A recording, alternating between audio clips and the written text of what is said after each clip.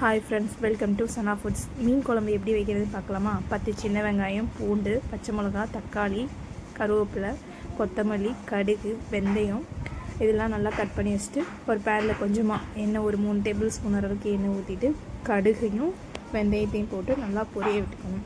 10-15 ஒரு சின்ன வெங்காயத்தை உரித்து நல்லா பூண்டு, வெங்காயம், பூண்டு இதெல்லாம் போட்டு நல்லா வதக்கி கொஞ்சம் தேவையான அளவு உப்பு போட்டு வதக்கணும். அப்படின்னா அதெல்லாம் வந்து நல்லா வதங்கும். அதெல்லாம் வதங்கினதுக்கப்புறம் தக்காளி போட்டு நல்லா மசிகிற அளவுக்கு வதக்கிக்கணும்.